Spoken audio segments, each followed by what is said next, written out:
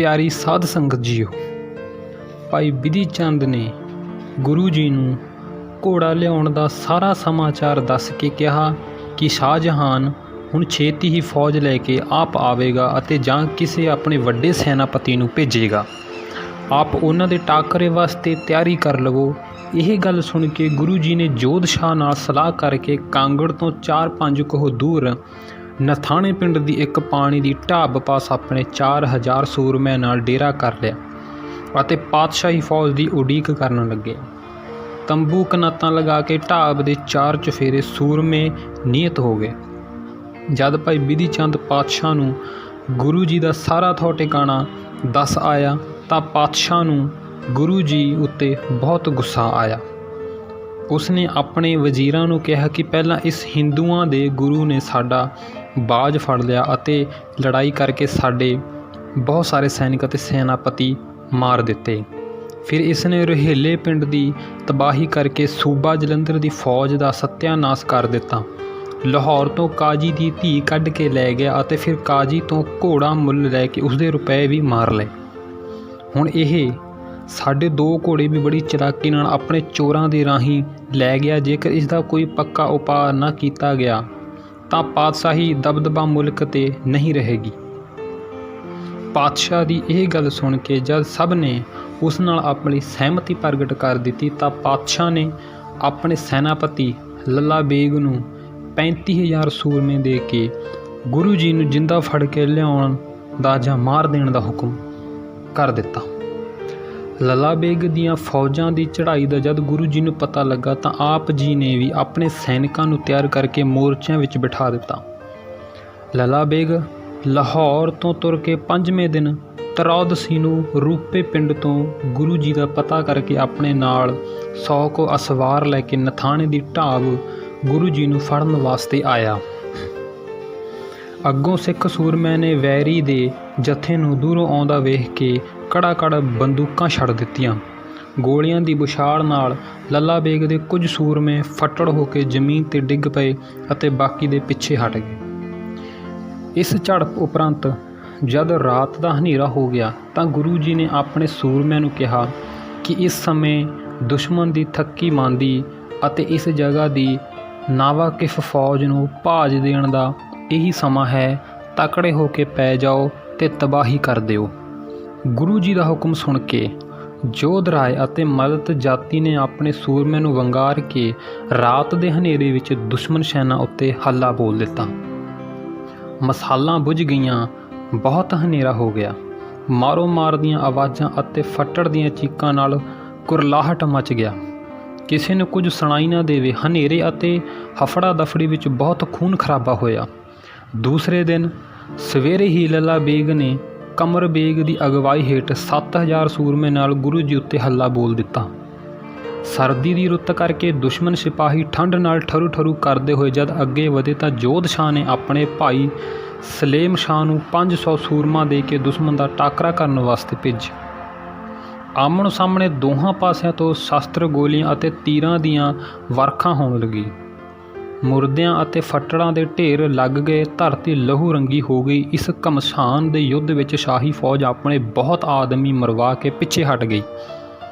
ਇਹ ਨੁਕਸਾਨ ਵੇਖ ਕੇ ਲੱਲਾ ਬੇਗ ਬਹੁਤ ਘਾਬਰ ਗਿਆ।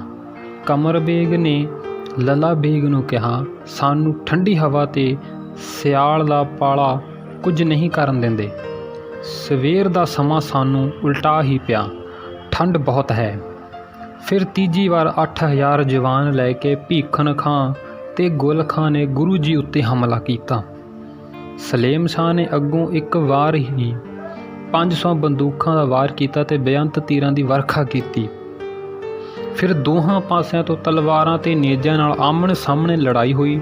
2 ਘੜੀਆਂ ਬਹੁਤ ਕੱਟ ਵੱਢ ਹੁੰਦੀ ਰਹੀ, ਜਿਸ ਵਿੱਚ ਦੁਸ਼ਮਣ ਸੈਨਾ ਤੇ ਬਹੁਤ ਆਦਮੀ ਮਾਰੇ ਗਏ ਅਤੇ ਕਾਫੀ ਫੱਟੜ ਹੋ ਗਏ। ਆਪਣੀ ਫੌਜ ਦੀ ਤਬਾਹੀ ਵੇਖ ਕੇ ਲੱਲਾ ਬੇਗ ਨੇ ਕੰਬ ਕੇ ਕਿਹਾ, ਯਾ ਅੱਲਾਹ, ਇਹ ਕੀ ਬਣ ਰਿਹਾ ਹੈ? ਹਜ਼ਾਰਾਂ ਸਿਪਾਹੀ ਮਰ ਗਏ ਹਨ ਅਤੇ ਹਜ਼ਾਰਾਂ ਹੀ ਫੱਟੜ ਹੋਏ ਪਏ ਹਨ। ਸੀਤ ਕੋਈ ਪੇਸ਼ ਨਹੀਂ ਜਾਣ ਦਿੰਦੀ। ਇਸ ਤਰ੍ਹਾਂ ਪਸ਼ੇਮਾਨ ਹੋ ਕੇ ਲੱਲਾ ਬੇਗ ਦੇ ਪੁੱਤਰਾਂ ਨੇ ਆਪਣੇ ਨਾਲ 10000 ਸੂਰਮਾ ਲੈ ਕੇ ਗੁਰੂ ਜੀ ਉੱਤੇ ਚੌਥੀ ਵਾਰ ਹੱਲਾ ਬੋਲ ਦਿੱਤਾ। इन्हां दे टाकरे वास्ते गुरु जी ने भाई बिधि चंद नूं 1000 सूरमा दे के उस नूं अगे रोकण वास्ते अते जोधे शाह ते मलक जाति नूं दुश्मन दे पिछों दी हो के पैण नूं आखिया। इस तरह दुश्मन सैना नूं अगों अते पिछों घेरा पा के गोलियां अते तीरां दी वरखा करके सिख सूरमिਆਂ ने थरथली मचा दित्ती अते दुश्मन सैना दे चंगे लहू लाहे। युद्धां दा यह रंग वेख के गुरु जी आप युद्ध भूमि विच आण के तीरां दी वरखा करन लगे, जिस नाल सैकड़े दुश्मन धरती उत्ते डिग पए। अली अली अते अकाल अकाल दे नाहरिਆਂ नाल आकाश गूंज उठिया। इस घमसान युद्ध विच दुश्मन सैना दा यह 10,000 आदमी दी तबाह हो गया। कुछ मर गए अते कुछ फट्टड़ हो के नकारे हो गए। अपनी फौज का बहुत नुकसान वेख के लला बेग नूं बहुत गुस्सा चढ़िया।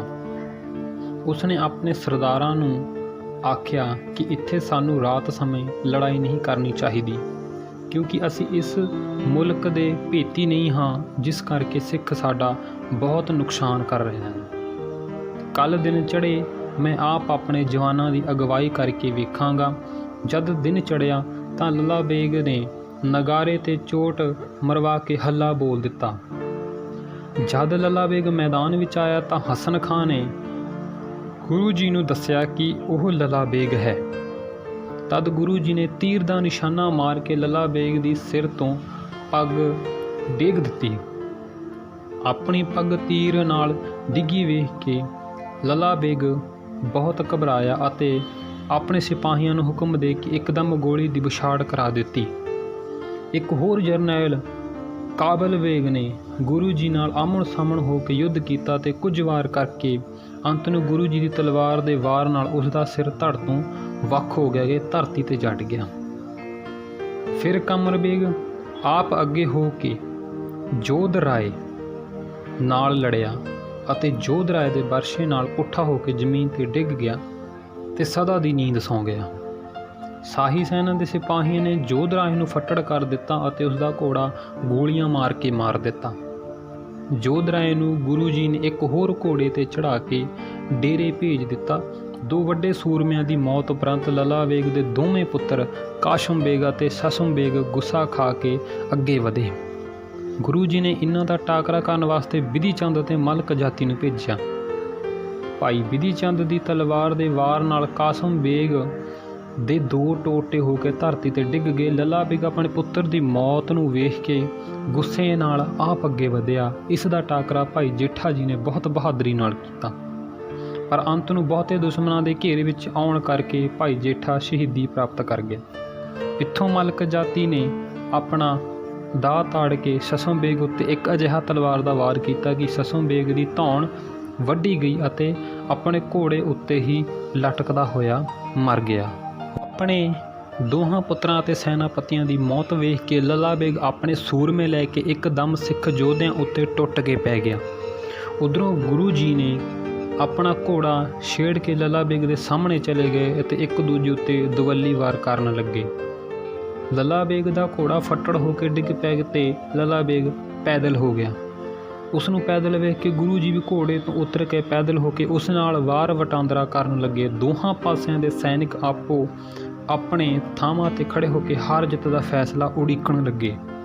एक दूजे उत्ते वारां ते वार हुंदे रहे, पर अंत नूं गुरु जी दे एक भरपूर वार नाल लला बेग मोढे तो पसली तक दो फाड़ हो गया अते लोथ धरती उत्ते तड़फण लगी। यह वेख के सिखां ने फतेह दा जयकारा छड़ दिता अते जित दे वाजे वजण लग गए। शाही लश्कर दे आदमियां ते हौसले टुट गए ते वो पिछे नूं भज निकले। सिखां ने उन्हां दे पिछे पै के बहुत कट वढ कीती।